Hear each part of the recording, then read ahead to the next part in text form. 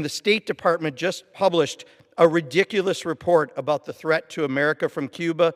It may be the stupidest, most fantastical, most biased thing I've ever read from a government agency. Enough. The people of America are tired of war and regime change. We don't want another Gaza in Cuba. We need to end the blockade. Mr. Speaker, the American people need to know that their government is intentionally suffocating the nation of Cuba. Earlier this month, I traveled to Cuba with a congressional delegation to see firsthand how U.S. policy is affecting this country that is just 90 miles off our shore. Let me tell you what I found on this trip. The United States blockade of Cuba is crushing the Cuban people. We are hurting the very people we profess to care about, and we are not doing so for national security reasons, but for political reasons. Our blockade is inhumane. Food, medicine, fuel for energy, literally everything you need to live and thrive is blocked by us. And it's not just us. We force the world into an involuntary global blockade as well, as we'll punish anyone who does business with these sanctions. Ultimately, it comes down to fuel. Immediately after coming back into office in January 2025, Trump decisively cut off the ability for any fuel to get into their country. Cuba is not a nation that can produce its own, so without imported fuel, there is no electricity. And this has reverberations across every aspect of Cuban life. Basic services have broken down.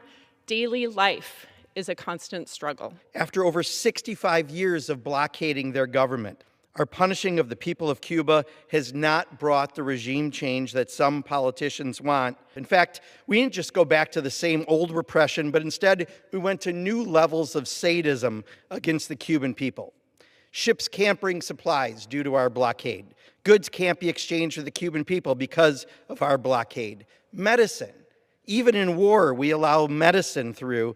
Medicine and medical parts can't get to the Cuban people due to our blockade. They have tens of thousands of people waiting for surgeries because supplies are insufficient and only a fraction of their operating rooms are running. I sat face to face with these doctors and understood the deep pain that they are feeling, having the skills and the will to care for people, but being denied the opportunity for political reasons. The difference is here in the US, we've never had the will to ensure that every American has access to health care. As a physician, I do not know what it is like to care for every patient that comes in my door without worrying whether they can afford it. In Cuba, they have spent decades fulfilling their promise to make health care a human right. Every person has access to health care for free.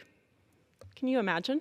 We should be aspiring to that commitment to human health, not punishing an entire population for it. I met with some ambassadors from other countries, and one thing really stuck. One said it was like a silent Gaza. No, there aren't bombs destroying buildings and neighborhoods, but there's a destruction of the power system. There's a devastation to their healthcare system. There's an attack on their ability to educate their children. The people of Cuba are hurting economically more than ever, all due to the U.S. sanctions and blockade, not because of the Cuban government. The Cuban people deserve dignity, safety, self-determination. It is past time for the United States to choose engagement over isolation and humanity over cruelty. And as Trump continues to act erratically abroad, Congress must send a clear and unified message. There will be no military action against Cuba. Unfortunately, Secretary of State Mark Rubio is making this personal and political rather than about the best interests of the United States. And the State Department just published a ridiculous report about the threat to America from Cuba. It may be the stupidest, most fantastical, most biased thing I've ever read from a government agency. Enough. The people of America are tired of war and regime change. We don't want another Gaza in Cuba. We need to end the blockade.